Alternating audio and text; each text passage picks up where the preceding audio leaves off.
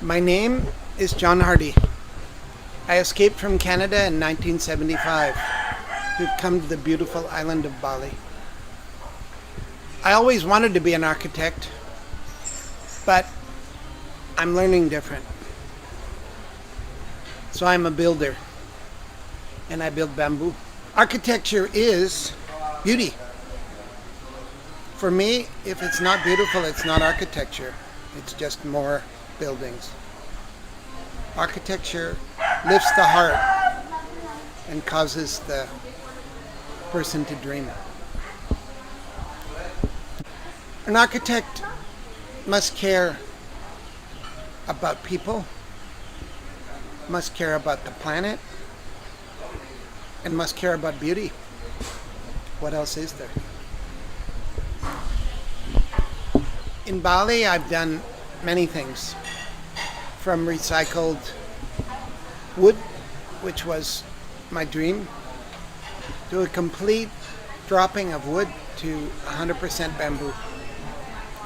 And we have built factories, we have built houses, we have built schools, we've built cathedrals of green, bridges, many things. The bamboo world was introduced to me by a woman who is completely possessed by bamboo. Her name is Linda Garland, and we call her Mother of Bamboo. She talked and talked and talked and talked, and finally I got it. The treatment of bamboo is what made the huge difference. It went from a material that was good for a little while to a material that is good forever. Really the first sustainable building material on the planet. We went from artisans who build beautifully to training architects. And we have bred a whole group of amazing architects that now know how to build with bamboo. But I think more important than the beings is the process. Building with models is so much more real than two-dimensional macaroni on computers. We build beginning models, middle models, final models, and then we build a structural model, which is very much like the old days of shipbuilding, where the naval architect handed a finished model to the shipwrights. The first big building we did, the architects ran away. Why? Afraid. Of what? Afraid of beauty, afraid of strength, afraid of magic, afraid of bamboo. It's very hard for an architect when they're trained in the traditional way of being told what they can't do and what they can't do and what they shouldn't do and what they must not do, to get them beyond that. That's why you see amazing buildings coming out of architects that are too old to care. They spend many, many years making things that don't care.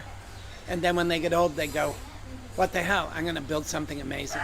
I don't care. It's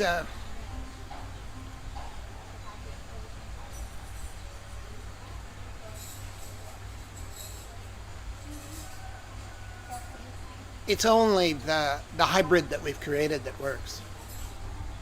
If we were dealing with conventional architects and engineers, they would be just going no, no, no, no, no, and no, no, no, no, no, and you can't do that and you can't do this. We work with artisans, we work with artists. Our creator of the Heart of School was an artist and a sculptor. See, the architects are a new invention in the world. The great cathedrals of Europe weren't built by architects, they were built by builders. And that whole idea that you need somebody to create beauty is a kind of new idea. When I walk around a city, I don't see much new beauty. I see 100-year-old beauty, I see 300-year-old beauty. So I guess what I'm saying is that the architects have totally failed in beauty. They're responsible for beauty, and with very little exception, with very few exceptions, they build mundane, they build mass-produced junk off their AutoCADs. Very seldom do they create beauty and create love and create community within their buildings. It's a problem of ego, I think. My building has to be taller than yours. My building has to be bigger than yours. It's like the problem of you see in the playground with 8-year-old boys. And one of the big mistakes is their interaction with this. The right angle doesn't exist in nature. It certainly doesn't exist on your body.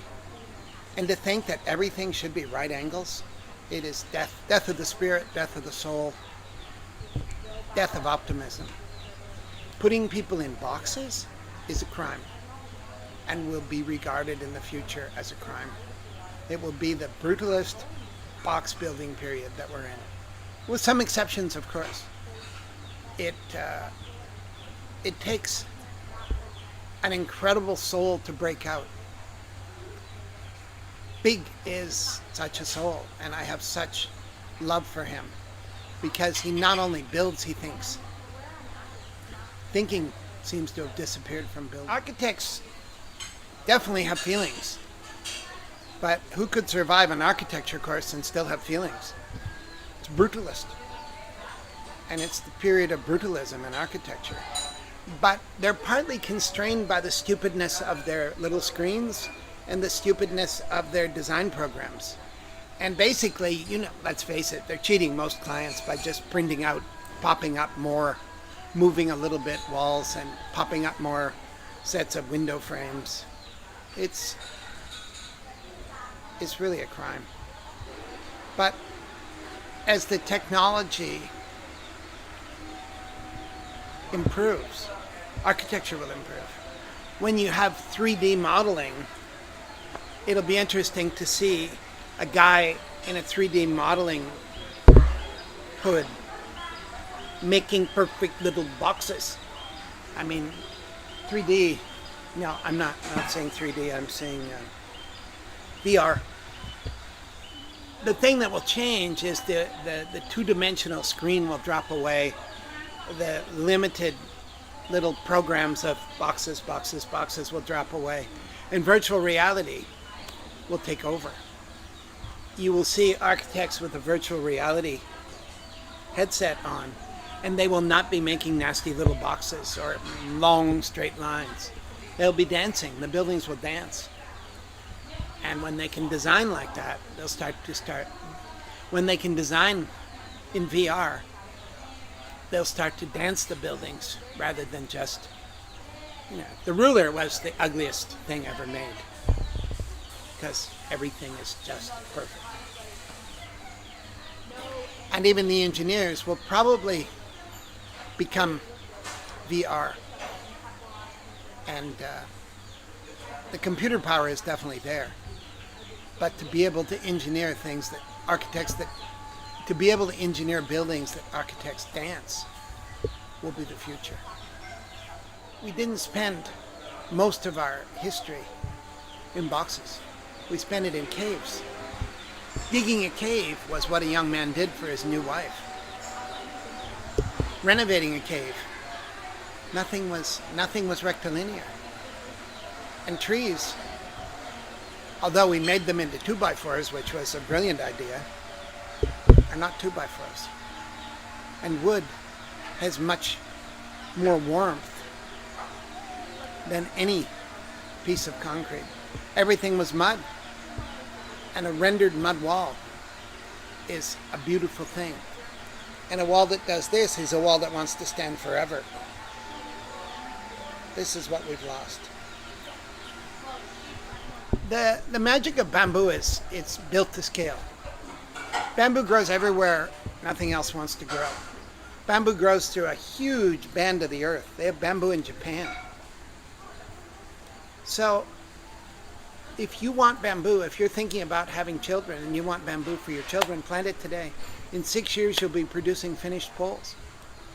And that bamboo mother that lives under the earth will be shooting bamboo for 100 years. So you just have to plant bamboo once in your lifetime and harvest it every year. So bamboo is absolutely scalable. And it's one of the only things we can really promise all the people that don't have. We can promise them bamboo. One of the, architects are full of excuses. It's the building code, it's the fire marshal, it's the cyclone police. It's ridiculous that the inflexibility and lack of intelligence in the boxes that the architects are forced to live in. So we can't entirely blame them for building boxes because they're forced to build boxes. But what I'd say to the young architects is get out. We could never have created what we created here in Canada. This place is a place of creation. I recommend things to young people all the time. Don't become an architect, don't become an engineer, don't become a lawyer, don't become a banker, don't take an MBA. Keep yourself intact, keep yourself pure. Do design, do fine arts, do the humanities. Keep focused, and then never get a job. Make jobs that make the world a better place.